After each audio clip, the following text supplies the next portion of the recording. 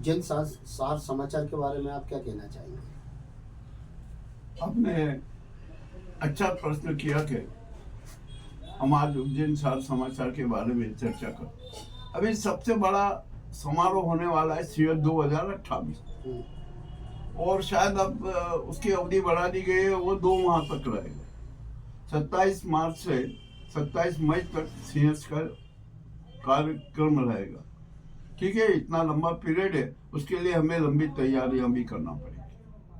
हर तरह की तैयारियां करना पड़ेगी, अनेक प्रकार के सेक्टर बनाना पड़ेंगे, घाटों की व्यवस्था करना पड़ेगी और भी अनेक प्रकार के कार्य वो सब करना पड़ेगी। 2 माह का सीएस अपने आप में अनूठा होगा। सीएस 28 अपने आप में अनूठा होगा और उसमें करोड़ों की संख्या आएगी। हमारे यहाँ ऐसा नहीं है कि ये तो 12 साल में ही होता कि सीएस, ये नहीं है कि 144 में महाकुंभ महासीएस होगा, ये होगा, ऐसा कुछ भी नहीं होगा। सीएस हर बार प्रतिवर्ष 12 वर्ष में आता रहेगा। मैं एक बात और बता दूं कि 74 साल के बाद सीएस का जो वर्ष काल है वो 1 वर्ष घट गया तक, परंतु इस बारे में आज तक अभी किसी ने सोचा नहीं कि सीएस, हमारा सीएस, उज्जैन का सीएस 2028 में होना चाहे 2027। खैर, अब ये बात बड़े विवाद की हो गई है, हम इस बातों पर न जाएं। अब दूसरी बात, रुद्र सागर है, रुद्र सागर का विकास हो रहा है, वहाँ पर जो बोट हो गए, ये होंगे, वो होंगे, वो जब सीएस में आएगा तो उस समय सारा जल खाली करना पड़ेगा। शंकराचार्य के लिए वहाँ निर्धारित करना पड़ेगी, उनको प्लाट देना पड़ेगा। तो इस प्रकार की ऐसी क्यों योजना बनाई जा रही? अच्छा होगा उन प्लाट को खाली रखिए, वहाँ पर कुछ हर्बल गार्डन या ऐसा कुछ कर दीजिए, ताकि आप जब सीएस पर्व आए तो वो हटा के उसको सुरक्षित कर दीजिए। ये होना चाहिए ऐसा, किंतु ऐसा लग नहीं रहा है कि वहाँ तो बस बोटिंग होना चाहिए, ये होना चाहिए, जल होना चाहिए। अब जो भी हो, ये प्रशासन का काम है, शासन का काम है कि वो कैसे करता। अभी मुझे एक समाचार मिला कि जो महाकाल में प्रसाद मशीन लगाई थी वो खराब हो। भैया तो मैकेनिज्म है, आप जितने ज्यादा होगा ये होगा तो वो खराब होना ही। अब इसमें भी क्या कर सकते हैं अपन?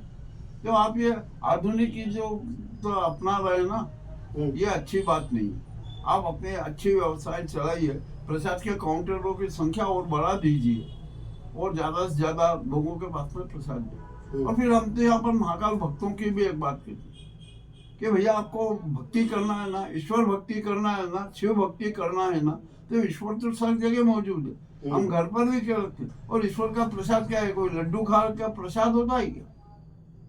अब आखिरकार प्रसाद आप किसे मानते?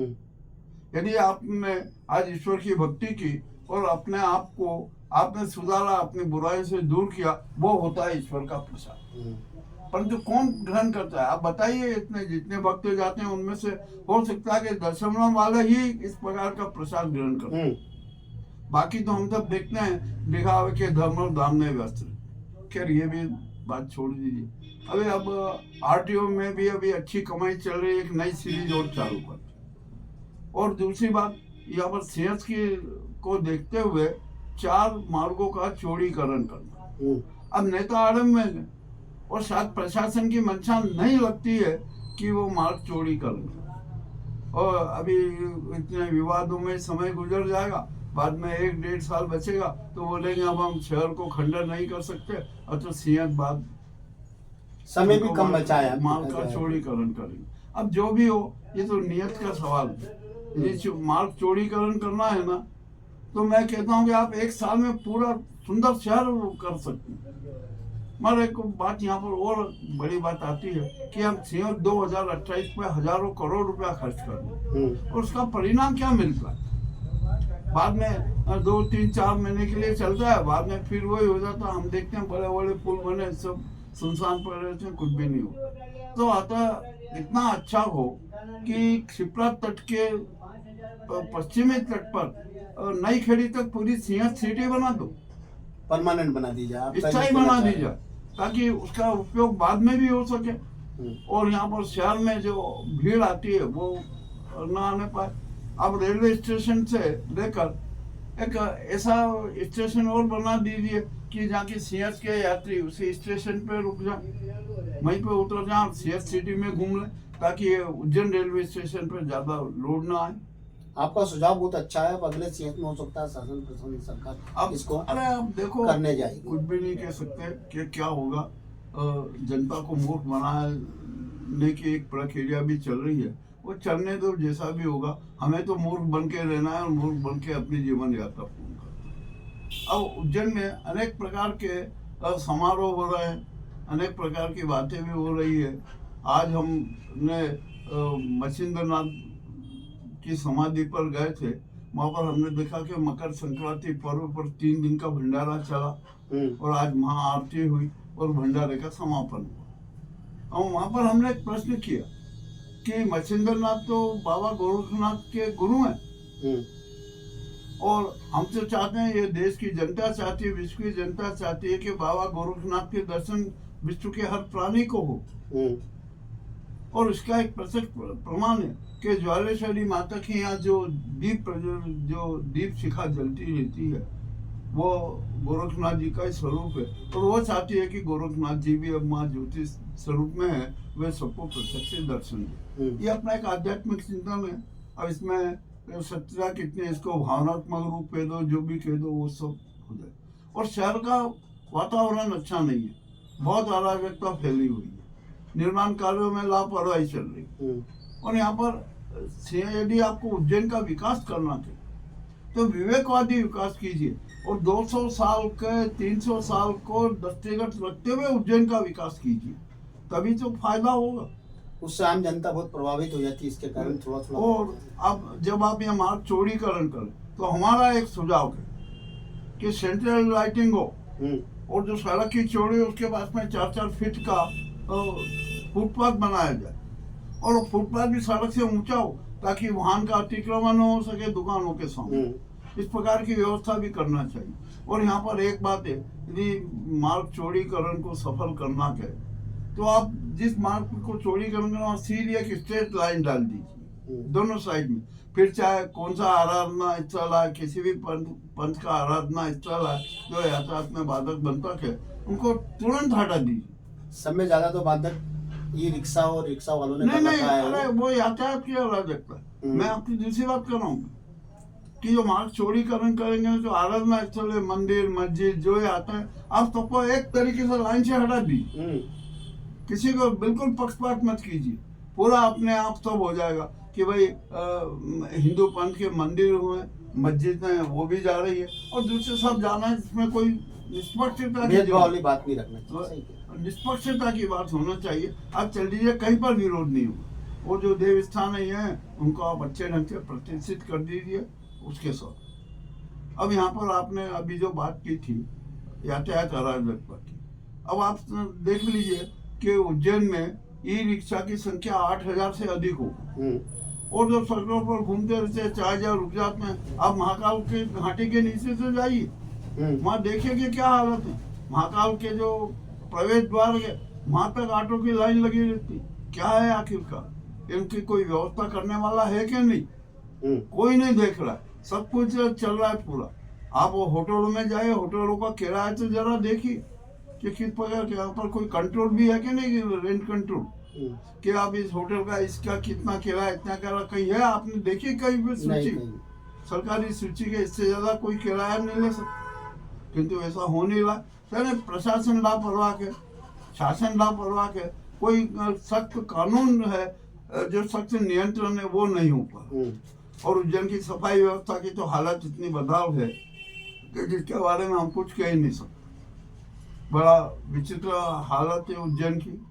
और यहाँ पर गुंडे तत्व सक्रिय है, चाकूबाजी खुले हमारे, चोर गैंग सक्रिय है, ये सब कुछ नाटक हो रहा है।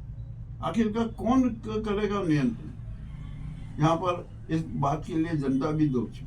हम जब सड़कों पर देखते हैं तो कोई एक विक्षिप्त दिखता है तो लोग उसको सांत्वना देने की बजाय उसका मजाक उड़ाते और उसको विकृत कर देते। यह चरित्र भी अच्छा नहीं है। अगर किसी कोई प्राणी दुखी दर्दी है, हम उसकी सेवा करें, उसके साथ अच्छा व्यवहार करें ताकि उसको एक आत्मिक शांति मिले और वो धीरे धीरे सुधर जाए, परंतु ऐसा कोई नहीं करता। और अब यहाँ पर साधु संत और अखाड़ों की बात करता हूँ। साधु संत भी यहाँ का उनका कोई अपना कोई विशेष चरित्र नहीं है। लोक कल्याणी चरित्र होना चाहिए, वो नहीं है। साधु संतों को सिर्फ माल से मतलब है, अखाड़ों की गरिमा से मतलब है, अखाड़ों की जो आर्थिकता है उससे मतलब है। उनको जन कल्याण से कोई मतलब नहीं, अध्यात्म से कोई मतलब नहीं। अब यहाँ पर हम सिंह 28 में देखेंगे कि कैसे कैसे धनखोरी के नए नए उपाय किए जाते। अब आइए महत्वपूर्ण बात पे आता हूँ। सीएम मोहन यादव ने घोषणा की कि हम जो महामंडलेश्वर है उनको आश्रम के लिए जमीन देंगे। जो सामाजिक संस्थाएं हैं, जो आध्यात्मिक संस्थाएं हैं और जो सेवाभावी संस्थाएं, उनको भी आश्रम और स्थल के लिए जमीन देंगे। भैया आप पहले सर्कुलर तो भेज, उस सर्कुलर में क्या क्या कंडीशन है वो सारी बता दो। उसके बाद में आवेदन आमंत्रित कर लो। आवेदन आमंत्रित करने के बाद आप अपना परीक्षण करके उनको भूमि का विषय आमंत्रण कर दो, ताकि वे 2 साल में सीएस आते हुए अपना निर्माण कार्य तो कर सके। इस प्रकार की प्रक्रिया अपनाना चाहिए। आज मैं इतना ही कहना चाहता हूँ। कल फिर मिलेंगे, कल नई ढंग से बात होगी। ग्राउंड रिपोर्ट मुकेश लश्करी, थीम न्यूज चैनल उज्जैन। अरे यार बंद नहीं करना।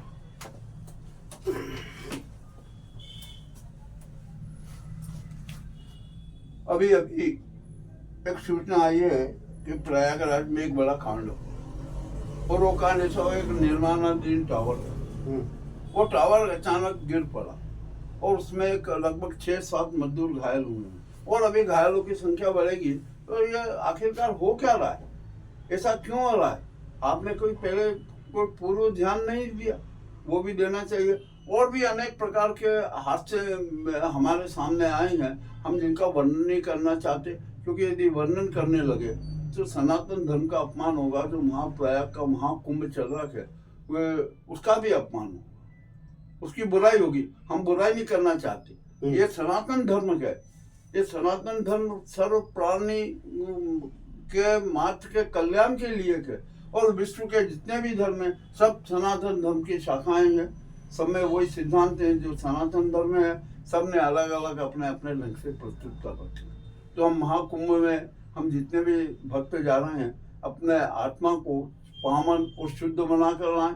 हम सेवा और कल्याण भाव के उससे जुटे, निश्चय ही हम शक्तिशाली होंगे। आज ये विशेष बात नहीं कहना चाहता।